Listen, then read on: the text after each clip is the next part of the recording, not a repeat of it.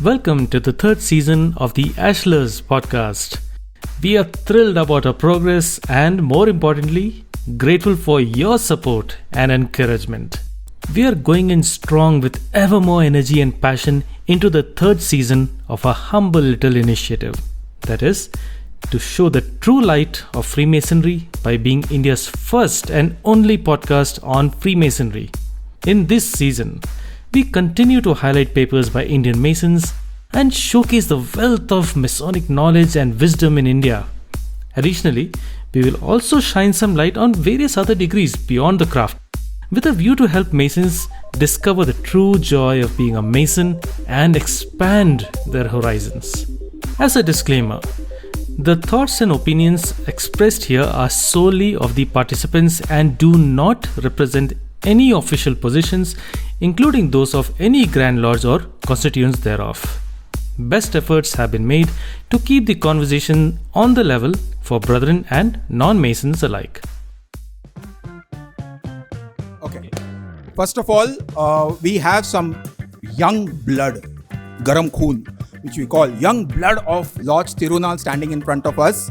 Let me just first ask them to introduce. Hi, I'm Sohan Yavagal. Sohan Yavagal. Hi, I'm Abhinandan is my full name. Abhinandan. Hi there, Amir Sayed over here. Amir Sayed over here. Oh yeah, and I think you have you just got into some office, right? Which office is that? Inner guard. So you are the inner guard. You basically stand at the porchway of the temple to make sure this is it. Abhinandan. Yeah, I am supposed to be the almoner, but I was downstairs helping set up the booze. So you were helping set up the stuff, the entire thing, which is absolutely good. What about you? Well, I'm just a steward for the day today. Steward for the day. Now, let me just tell to all the listeners. Yeah, let's just break it down. Inner guard, his job is to take care of the door. Obviously, not like a watchman kind of a stuff, but his job is to take care. Anybody who comes inside cannot enter inside until and unless they knock and he gives the knock back or talks about it. Forget it. You can have whatever ranks you have. If he doesn't open, you can't enter inside. Same, well, you are the almoner. What is an almoner? The interesting part about an almoner is, and this might something be which is very useful for you as well. An almoner before a charity should stand up and address the lodge and inform them what the charity is supposed to be doing. So that if I'm thinking of just putting maybe like 50, I should think about giving 500. That should be your aim. Now, obviously you as a steward, your steward's job is not a simple job. The reason is you need to be ready before everybody. You have to be here before everybody and you have to be the last person to leave. Not necessarily. We have more than 3-4 stewards which are there, so that's absolutely fine. But the idea is to make sure that they work towards the benefit of that lodge. So let me just ask a simple question. Why did you choose Freemason? So actually, the reason, it's very silly, to be honest. My grandpa was a Freemason and my dad is a Freemason. So basically, when they used to come home and they used to wear the suits, everything, I used to like it. Like, where do they go? What do they do? And I used to see the photos wearing the aprons and all. Like, wow, nice aprons and all. Like, why do they do? What do they do? And my grandpa told me, what is the Freemason? What do they do inside? It's a brotherlyhood, this one which they give. And the temple, which he told me very shortly, which I'm not supposed to say. But simple information. You need still introduction. Yeah, right. He told me, I found very fascinating about it. So I thought, okay, fine, let me also join. Then he told me that you have to supposed to be about 21 to join. 21, right? In your case, it is 18, but I'll explain that to everyone. Yeah. He was the Lewis before he joined, so but yeah. I'll explain that. So that is the reason I was like, I want to join you and I want to meet other people. I want to meet other brethren. Mm-hmm. So it's very nice meeting other brethren, other lodges also. Yes. I like that, so that is the reason I joined. Perfect, thank you. So technically this guy, his father being a Freemason, makes him a Lewis the moment he is born. And he loses the title of Lewis the day he is initiated into Freemasonry. His title changes. It's like somebody says, like when you write in a, form, you write Master so-and-so. And then as soon as you become 18, you become Mr. The same thing goes for him. He's Lewis so-and-so. And as soon as he gets initiated, it becomes Brother so-and-so. So that's how it works. Okay, may I know your reason of why you wanted to join? Yeah, sure. So in my case, the person who introduced me to Masonry is a person I know as a business relationship from about 8 or 10 years. So he's been like a very good mentor in terms of business and I've known him for a decade. So he recommended you might be the right fit for something like this. So I went on digging about it, did my own research online, found it very intriguing, and I expressed my interest to him. So that's how I'm here. Perfect. So it was a acquaintance of yours which made you think about it. I know some of these guys who actually used to just see some sort of a symbol or come to know that they are going, and then they come and they get intrigued and join. This is a really good one. What about you, bro? Well, brother, I would say I was very much interested in learning things and reading history and geography, politics, and all of that. I never knew anything about Masonry. I was much more later introduced to Freemasonry, but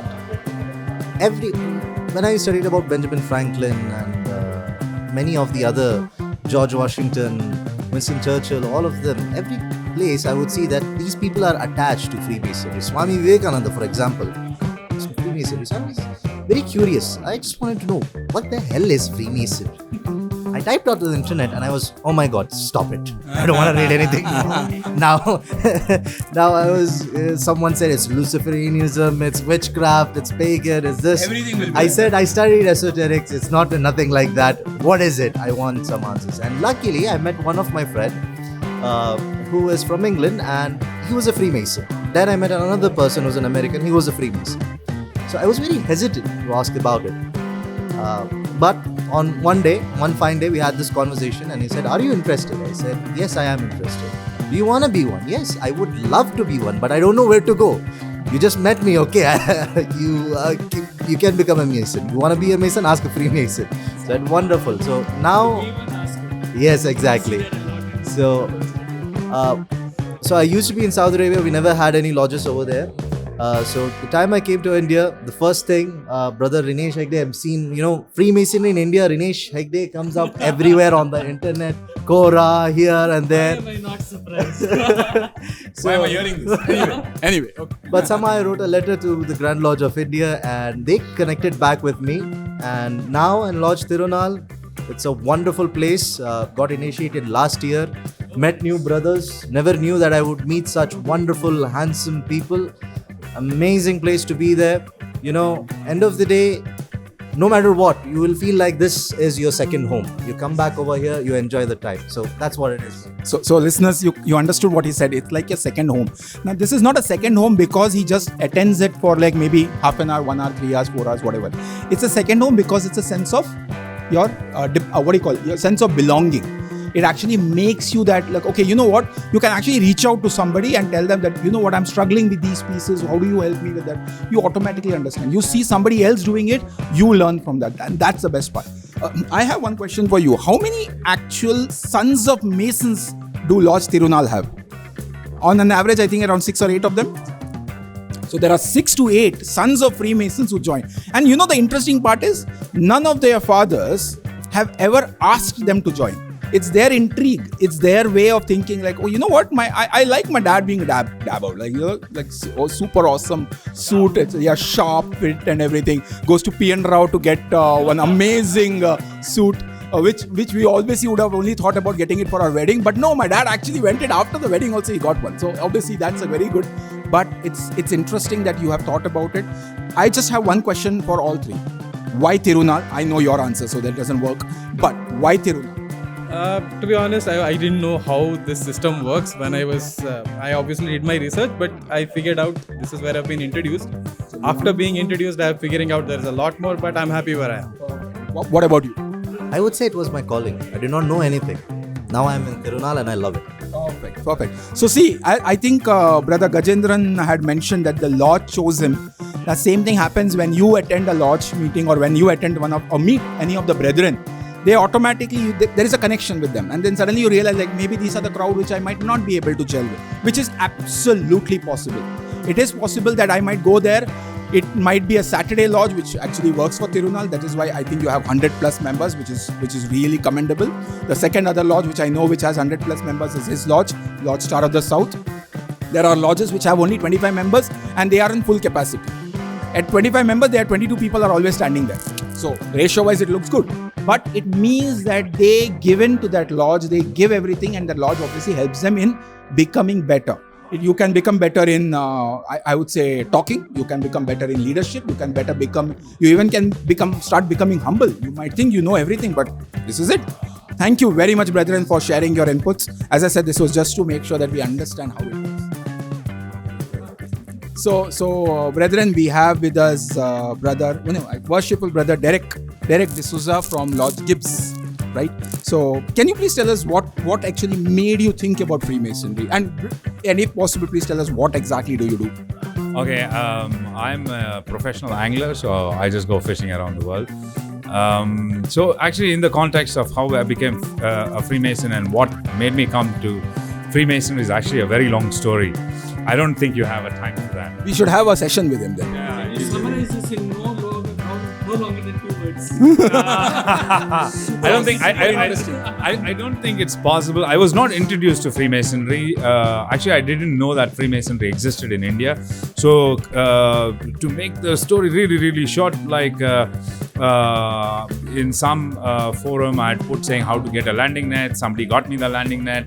Then I took my wife and I went to London and I met this person, and I was wondering how he has like so much generosity. And I asked him, he and his brother, I asked him, what is it? He said, like, we are Freemasons. I said, what is Freemasonry? I didn't know what Freemasonry was. So he explained to me about Freemasonry.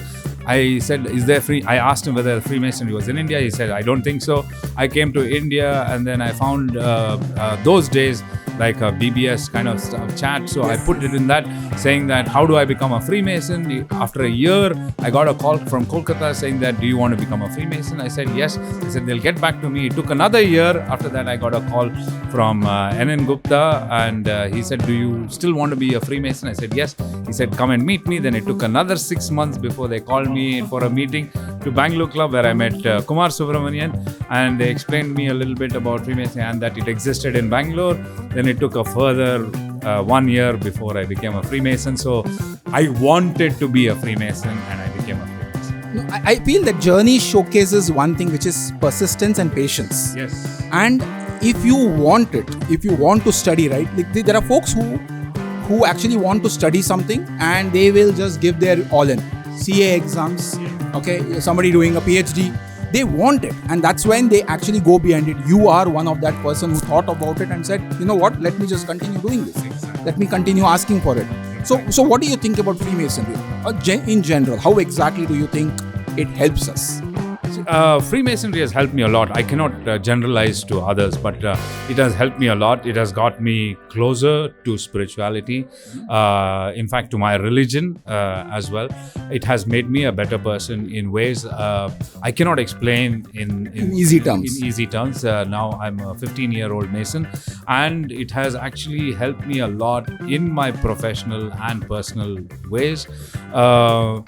My goal of attending a meeting is to learn something new every day. So every meeting I come in, and that's what has been happening.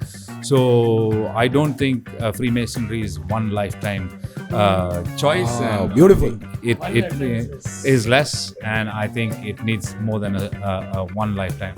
Beautiful.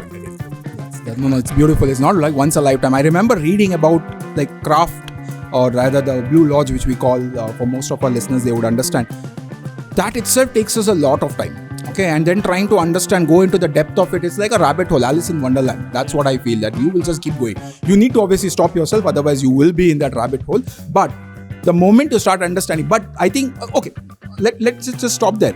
How much do you think is important to have friendship in Freemasonry? I think that's the whole, it's not the whole purpose, but it is the main purpose.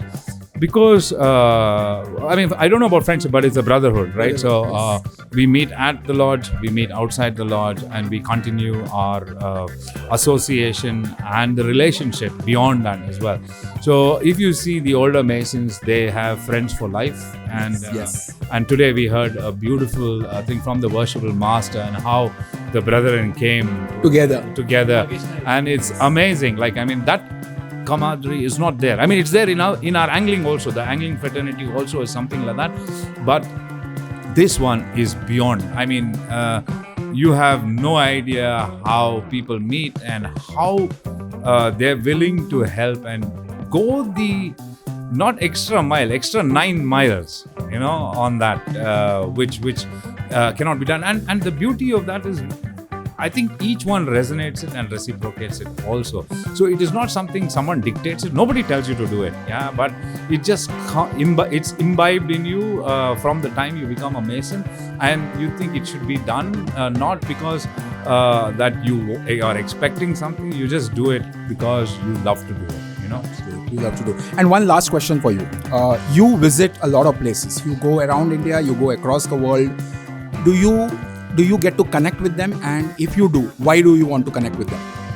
Yes, I do connect with them. I connect everywhere I go in India and abroad as well. I try and connect with a Mason. If I can't visit a lodge, sometimes it's not possible because the dates don't match. But I do visit. I do meet brethren. It is again to understand.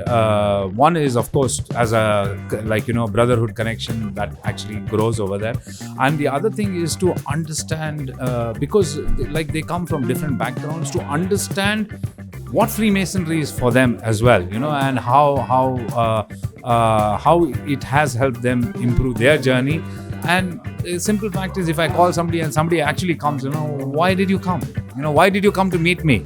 You didn't have to. There's no obligation, right? As a Mason, but yeah, you do, right? And they just come and meet you and give you their time, even if however busy they are or they had something going on. So that's the beauty of it, right? It's amazing. Masonry is amazing. I mean, how much ever you try explaining it to an outsider, it's not possible. They will not understand, and we don't have words enough to explain it. It has to be experienced. It has to be experienced. It has to be experienced. Yes. Thank you very much, Brother Derek, Worshipful Brother Derek. I hope you continue this journey. I hope you continue to inspire others in your lodge and wherever you go. I have got some inspiration from you. Thank you so much for that. Thanks. We have with us Brother Rishabh, who again is a member of Lodge Thirunal. We have a lot of them, obviously, because it's your Lodge's installation night. So Rishabh, I know, by the way, he also was a Lewis before he joined. So his father is a Mason. And how many years he has actually been? Fourth generation. But technically fourth generation, but actually third generation. My grandfather didn't become, but my great grandfather was a Mason. Father. Okay, fair enough. That's pretty part on. I actually met somebody who was around 7th generation Mason. He's in Bangalore. Okay, I need to talk to that fellow just to get an idea. 7 generations is not a joke. Okay, anyway, Rishabh. So, what is it that you see in Freemasonry, apart from that, your family being part of it? I know I spoke with you once and you kind of mentioned that you like certain charge after initiation especially. You like giving that charge. Why do you like giving a charge? So when I was initiated back in 2023, even though my whole family were Freemasons, this was completely new because none of them had mentioned anything about it prior. So the third question being, charge after initiation is my favorite charge because when I was initiated, the way it was given to me inspired a lot. So coincidentally, that was the first charge given to me, and that's how I've been able to master it. I'm pretty sure you all know it's a very hard charge. It's a really long charge. It's a very long charge. And yeah, that's how it came to be. Talking about why Freemasonry apart from the family thing. So it's all about community, right? There are many communities around the world, and even in Bangalore where we stay, there are many different communities and each of them give a different value. Here, what we take home is something very different from what other places offer. And that being something, after I joined, that became something very close to my heart. And the values we take home is it's not a small thing because it's all about brotherhood, brotherly love, relief and truth. So end of the day, it's all about what we take home, and of course it's the moral part of it. It's the whole fraternity is for men to become better men, and as sound men, it's our I felt it's my duty to get involved and learn as much as possible. Make yourself better. Okay. I have one question, and which will be something which is interesting. You know, we go to work. Obviously, we spend 8 hours over there. But just imagine if I have to spend more time with my manager or with my colleagues until unless I don't like them. Okay. In this case, it's not going to be that point. But still, we kind of try to avoid. I said, like, I already seen them for 8 hours. Do I need to actually spend more time? If you don't like them, definitely the answer is a no. That's a different thing. But let's say if you like them also, do you want to put that much effort? Now, obviously, your family being there in that house, and then when you come here, again, you are with them. How does it work? Do you feel different? Like, oh, are they going to judge me, or are they going to ask me something? Or maybe, see, I know your father. He's an amazing ritualist when it comes to delivering certain charges. The way the panache which he has, right? The way he actually delivers is good. Assuming, which I know you are not that way, I've heard you giving. Assuming you're not up to the mark, your dad will actually have that. What? You know, that kind of discussion always happens. So sometimes somebody like improvise that way. What do you think about that? So initially, this probably would have constituted a bigger part of me attending meetings, that living up to somebody's expectation would be the main goal. But I've spent around 2.5 years, almost 3 years now. Now, at this point, I would proudly say this is not on anybody else. It's on me. Whatever I do here, whatever initiative I'm taking here, whatever, it's all about me. End of the day, you asked me apart from the family stuff. So yes. So if somebody is bugging me a lot, I mean, that was your it's basically the point. Yeah. I think of it as a long-term thing. This fraternity, me being here, is not something very short-term. I personally feel I'll be here forever. So you get to learn continuously for these things. Yeah. And the learning should go on, and these small things shouldn't affect me as such. But all these small, you look at a bigger picture, basically. This would be a part of the whole journey. But perfect. Thank you so much, Rishabh, for this. I would like to understand what exactly these pins are, and it really looks nice. This pin over here.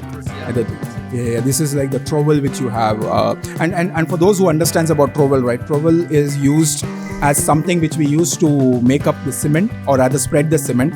So literally it showcases. Whatever pins we put, right? In case if somebody is putting a pin or something, we do that with the understanding, or rather, we're trying to either impress ourselves because we either liked it, or to impress on ourselves that what exactly it means. That trowel over here kind of showcases that he is here not just as a mason or as a son of a mason. He is here to spread that brotherhood across all the brothers who are there around him, teach them, learn from them, and make sure that he becomes better from what he is today. Thank you very much, Rishabh, for giving your time. Alright guys, so this pretty much concludes the episode for a special feature wherein we were a part of Lodge Thirunal, their installation night.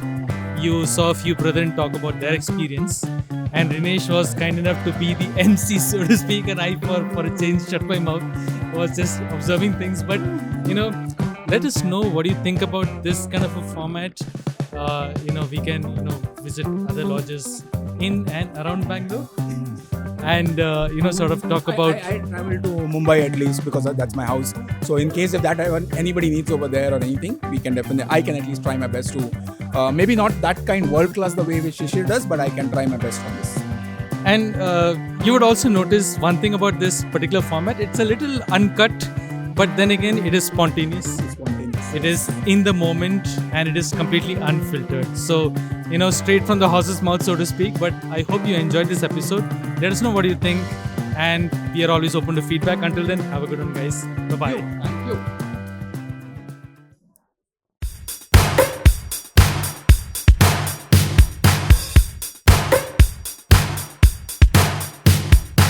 That's all, folks.